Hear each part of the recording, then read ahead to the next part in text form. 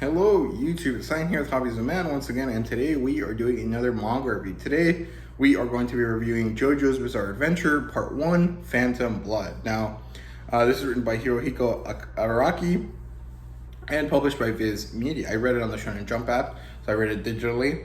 But there's these really nice Jojoniums that you can buy if you like that. They're pretty cool, but I don't think I really like this series enough to purchase them, so probably won't do it until I read one of the parts that I actually like. So I don't know. The demographic here is shonen, but it actually did eventually turn into a seinen because it switched magazines in order to be able to do more adult thematics in its storytelling, as far as I'm aware. So that's pretty interesting. The genres here are adventure, fantasy, and supernatural, and the supernatural aspect is what really I want to focus on. So that's why I read it in October. And I guess this is also a fighting manga, like a martial arts manga, kind of like Fist of the North Star or Saint Seiya or Dragon Ball, you know, which are all kind of like parts of the magazine of the Shonen Jump, or manga that's serialized in Shonen Jump around the same time period. So that kind of makes sense. And this does have an adaptation. Actually, that was my first introduction to Jojo's. I really couldn't even finish part 1. It wasn't great, so I decided to read it instead, and still wasn't great, but I don't know, it's better than the anime, I think. But the anime basically is 1-for-1 for the manga. The only difference is the voice acting and the kind of I don't know, the stiltedness of the imagery sometimes in the adaptation. So yeah, the premise here is, as far as I'm aware, between across all of the JoJo series, or all of the JoJo's parts, is that there's this battle between two groups. Basically, the group that Dio Brando happens to be a part of at the time, and the other group being the JoJo family. So that's very basically what it is, as far as I understand it. But this specific part, Phantom Blood, focuses on the youth of Jonathan Joestar and Dio Brando, and they're kind of turned into supernatural fighters, right? So there is an element of interest here, but I didn't really love it. I mean, it's not the best. It's not horrid, but it's not like that great. And it's not necessarily that the plot is bad. More than anything, I think that the characterization of Dio was really what put me off. So we'll get around to that eventually. But let's get into the review here. The plotline is not horrible. There really isn't too much going for it. Initially, like the first 10-15 chapters are like Jojo and Dio as kids, and Dio's really shitty for basically no reason. I mean, there's like an understood, like, oh, his dad was a shitty person, so of course Dio is gonna be kind of messed up by it. But like, Dio isn't a damaged kid. Dio's like an asshole, like a very shitty person. And it really doesn't make sense why he would be a shitty person, but he basically just ends up like torturing Jojo psychologically while they're kids, and then we get a time skip, and they become kind of like adults. I think they're 18 at the end of the like at the time skip, and then from there it kind of turns into this kind of political plot between Jojo and Dio and like Jojo's dad. For a couple of chapters, and then it turns into this kind of like martial arts fighting thing, which was the only good part of this section of the story. Like the last, I don't know, 20 chapters out of 44 were pretty good. Maybe the last 15 were pretty good, but everything else was kind of build up to those 15, but a lot of it felt very unnecessary and kind of like it was trying to build something up, but it wasn't really managing to do it well. So I don't know. The first half of it is pretty boring. I do like that there's this aspect of manliness through strife, about how a good man is built around dealing with problems and developing a good way of dealing with issues and kind of becoming a good person and standing up for others and stuff like that. I thought that was a pretty good aspect of JoJo, and of the kind of plot line that Jojo himself, Jonathan Joestar, kind of goes through. But it's not counterbalanced by, you know, a good villain at all, so it's not that great. The plot line is pretty it's middle of the road.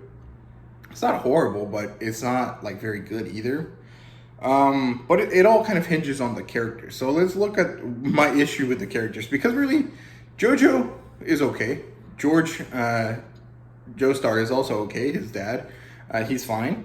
Speedwagon is actually pretty funny. I like him a lot. He's very cool. He's pretty fun. I understand why everyone thinks that he's the best waifu. That's fine. It's a pretty good meme, actually. But Dio is like the character that really makes this shitty for me. Like, this is not an enjoyable read because it's supposed to be this like fated battle between rivals, Jojo versus Dio, right? But Jojo only fights Dio for revenge, and Dio only has this like the reason why Dio does what he does makes no sense. And so Jojo wanting revenge on Dio, while it makes sense from Jojo's perspective, the fact that it's set up in a way just so that happens is not good. Like, I don't know if I explained that right. What I mean is that Dio sucks. His justifications for his actions are bad. They have no like actual logical reason. And the fact is that Dio is supposed to be this very intelligent character, right? This conniving, sly, cunning guy. And it doesn't make any sense what he's doing. So Dio is this kid from a poor family. His dad is a drunkard and a really shitty guy, and his mom died when he was young. And so Dio hates his dad because he blames his dad for his mother's death. We don't actually know if his dad killed her or if it was just like she died out of negligence of his father or something like that. But okay, Dio is a messed up kid because his dad sucks. Fine. Dio is supposed to be this super hyper intelligent person, and he demonstrates this constantly by psychologically torturing Jojo, but his whole goal is to become rich and powerful. And in order to do that, he thinks that killing George Joestar and fucking up Jojo, Jonathan Joestar, is the way to do it. But he's already rich and powerful by the fact that George Joestar brought him into his house, in his home, and made him part of his family. He has already accomplished his goal. So what the fuck is the point of killing George Joestar and fucking up with Jonathan Joestar's life? There is no point at all besides him being an asshole. Like, it doesn't make any sense. And then once he figures out the powers of the mask, and he does the whole thing where he like puts it on and becomes a vampire or whatever, his first plan of action with his supernatural godlike powers is to take over a village that has like 70 people in it. Why? What is the point of that? If you want to be rich and powerful, which you already were because of George Joestar, and then you get godlike powers, why would the first thing you do be take over a tiny village that has no value at all?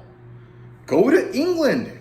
The little village is near England. Go to England, take over the Queen's household. Do something actually like meaningful and evil in like a good sense. Like, why did he take over a tiny village and terrorize it for no reason? Like, he's supposed to be a hyper intelligent character.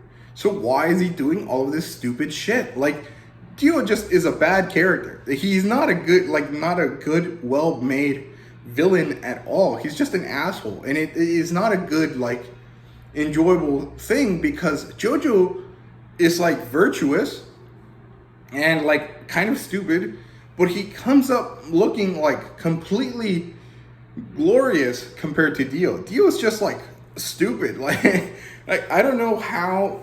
like Araki was like, yes, this is a great way to make a bad villain, like a bad guy. It's like, no, this is so shit.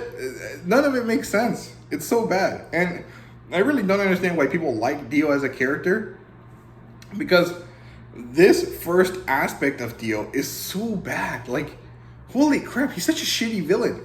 And this is not like a product of its time or whatever, because there's 3 other series that we are aware of in the West that we know that are from the same time period: Fist of the North Star, Dragon Ball, and Saint Seiya, who all had way better villains in the same kind of vibe. Like in Fist of the North Star, the first bad guy that fights our Ken was like the physical opposite of Ken, and his whole thing was that he was in love with a woman that didn't love him because she loved Ken, and so he was out for this like old school manly grudge thing against Ken.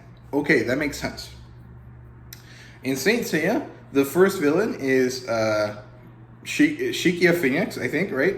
I can't remember if that's his name. The guy with the Phoenix armor, and he's kind of been taken over by the malice of one of the gods of the underworld, right? He's taken over by Hades' madness or something like that. Totally makes sense. He's not actually the bad guy. He just happens to be like taken over by this bad guy. What I'm saying is that there's way better villains in the same kind of time frame. So Dio just sucks as a villain because Araki was not good at writing him, and it's like shitty. So why do people like Dio? Like, I don't understand. Dio is such a bad character. I don't like him, and he kind of really ruined everything about Jojo's for me, because if Dio is supposed to be the big bad of the whole series, and he's this stupid, like, I'm not gonna enjoy the series. So I don't know. I'm gonna read part 2, but like so far I don't really like it. Dio just seems really stupid. In terms of world building, it's minimal, but it's interesting. I actually like the Hamon technique. I think it's very cool. Sadly, every time I hear it, I think of ham, like the food, because jamon is how you say ham in Spanish. And so in my mind, I'm like, how are they fighting? Like, the first time I heard it, I was like, what the fuck? Do they just like slap pieces of ham on Dio to fight him? Like, what the fuck? But no, it's like an Asian technique thing, which is pretty interesting. I think it was pretty cool. It's basically just ki, but as a pretty name, a pretty interesting name. And the techniques of it are pretty good.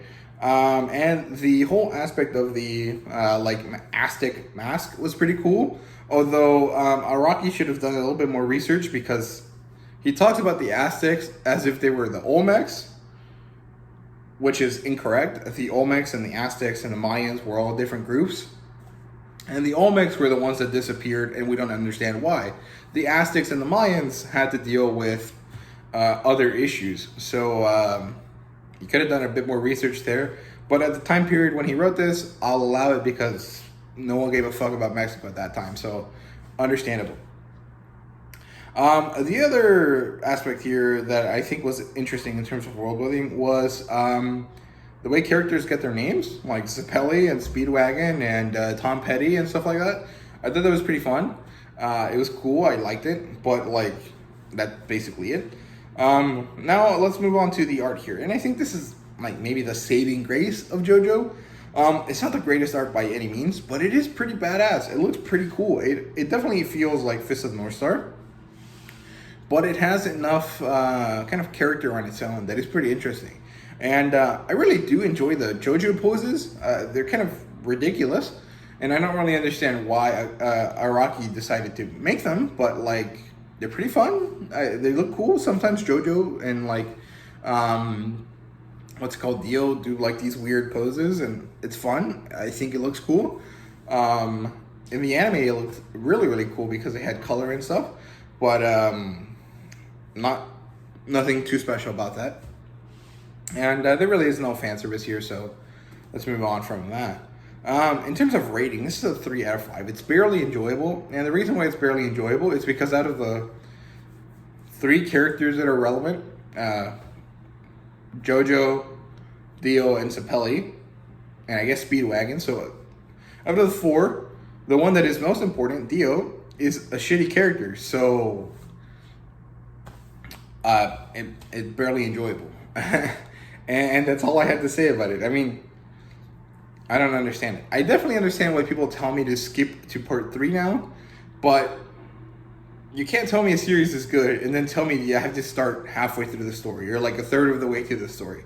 That's kind of ridiculous. It's like not a good way of making me like your story. Like, I don't know. Part 1 is not the best. Barely liked it. Was not the best, but I mean, whatever, I guess. I'll have to read part 2 and see if I like that. I think I will. I'm pretty sure part 2 is when they go to Mexico. I'm not too sure though, so who knows? But yeah, that's it for me. I'm I'm not even gonna go through the recommendations and similar titles because I don't really recommend this this part.